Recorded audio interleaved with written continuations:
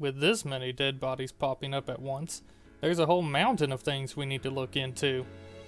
Yep, you said it, Oishi. Hello and welcome to my look into episode 8 of Higurashi Gou, otherwise known as the one where everybody dies. Seriously, what the hell happened? We went from a few people missing to almost the entire cast being dead. The only ones that survived were Keiichi and Reina. Well, I assume Reina survived. She at least wasn't one of the many corpses found at the Sonozakis estate. This episode, while very confusing and not offering any substantial answers, does actually clarify things. For starters, we know that Oyashiro-sama's curse is really just citizens of Hinamizawa murdering people that threaten the village. This episode hammered that home. Takano put the idea out there, but Mion confirmed it, big time. And it's a plausible theory too, which isn't to say that a god striking people down isn't plausible. I mean, it kind of isn't, but it also kind of is, depending on the type of show you're watching. Higurashi, at this point, seems to be a more realistic show, bloodbaths aside. The mystery of who is committing these murders is more thrilling than imagining that a deity is doing it and the characters having to figure out how to survive Oyashiro's wrath. Another thing we learned is that Keiichi is not always the focus of things. He was the central figure in the first arc, but here, while we followed his movements, most of the action occurred away from him. So he may be the main character, but depending on how things go, events may unfold in ways that he has no say over, or without any connection to him at all. Of the dead bodies found at the Sonozaki place, apparently all killed by Mion, only one had anything to do with Keiichi, Shion. Presumably, Mion killed Shion out of jealousy towards her, to keep Keiichi to herself. Or maybe she killed Shion because Shion was the one that dragged Keiichi to the storehouse, making him commit the taboo and potentially being targeted by the friends of Oyashiro, murdered in the name of the curse. Either way, there's a connection between Keiichi and Shion, but not between him and anyone else. Before getting to those bodies, I need to bring up another thing we found out about. The three great families. Consisting of Sonozaki, Kimiyoshi, and Furude, the three great families used to oversee the Watanagashi ritual, which was used to enforce Onigafuchi's strict religious laws, by torturing and killing those that broke the laws, as a deterrent to others. Or so Mion says, but we have no reason to not believe her at this point. The torture devices are explained as being used to punish lawbreakers in a strict and secretive village, a way to preserve peace and keep power within the hands of the three great families. This doesn't necessarily rule out the possibility of the villagers eating people in the past, but it does imply that the man-eating rumor was nothing more than a rumor, perhaps created by people to make the village seem even scarier and discourage visitors. Of the three families, we know very little. The Sonozaki family head, Mion's father, also runs the Yakuza around the area, so the family is clearly very powerful.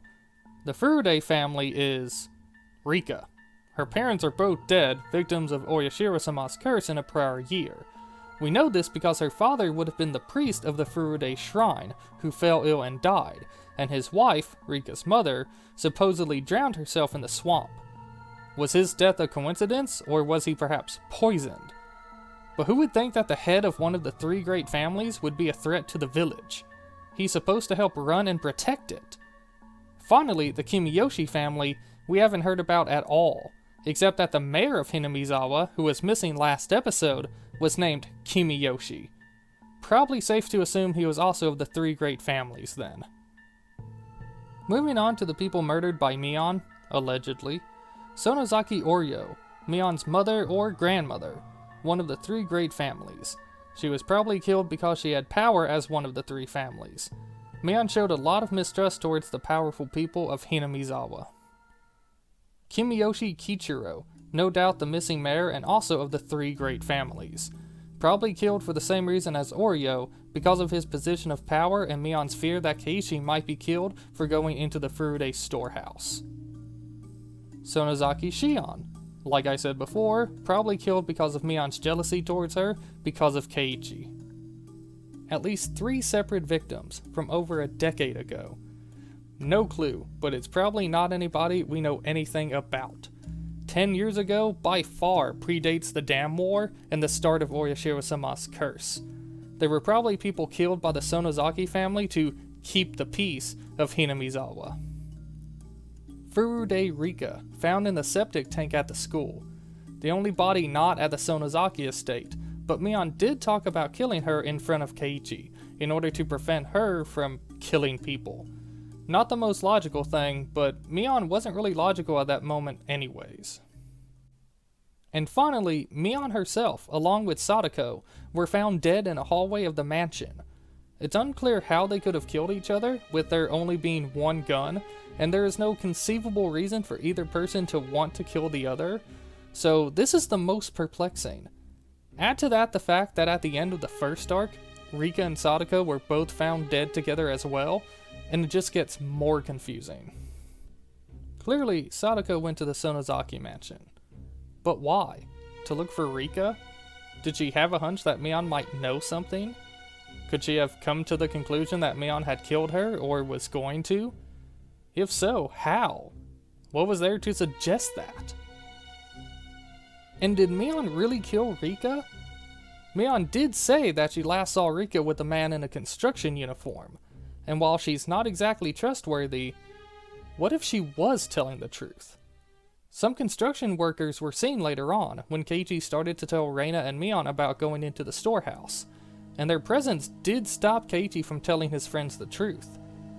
And let's not forget the Shady Guys in episode 4, who told Keiichi that the medical clinic was being remodeled. People dressed similarly appear on the cameras when Keiichi breaks out of the underground cell.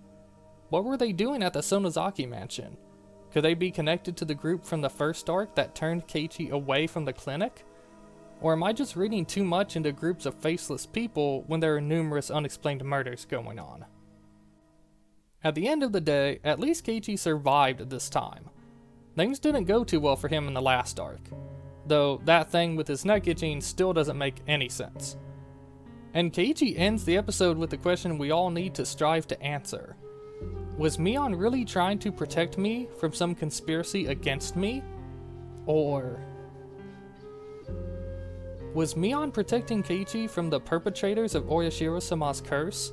A curse that has proven to recur year after year and is most likely brought about by certain villagers? Or was she mentally unstable and made huge leaps in logic, assuming that the leaders of Hinamizawa were her enemies? What could have been done to prevent this tragedy? And that's that. Thanks for watching. Please leave a like and a comment if you enjoyed this video. I decided to change things up this time and discuss my thoughts on the episode as a whole instead of going through it scene by scene. If you preferred this style, or if you think the other videos were better, let me know in the comments. I'm always open to constructive criticism. Also, since this video will be done around the date, maybe before, maybe after, I want to wish my girlfriend a very happy birthday. You mean the world to me, babe. Love ya. You can find me on Twitter, @ShaggyJeebus, for posts about Gundam and rants about how bad life sucks. Not necessarily an informative account, though I do like to think I'm somewhat insightful every now and then. Finally, one last bit of wisdom for everyone out there. It may seem like throwing your problems down a well will solve them, but that's not right. You have to confront them, face them head on, and overcome them. Maybe with a little help from your friends.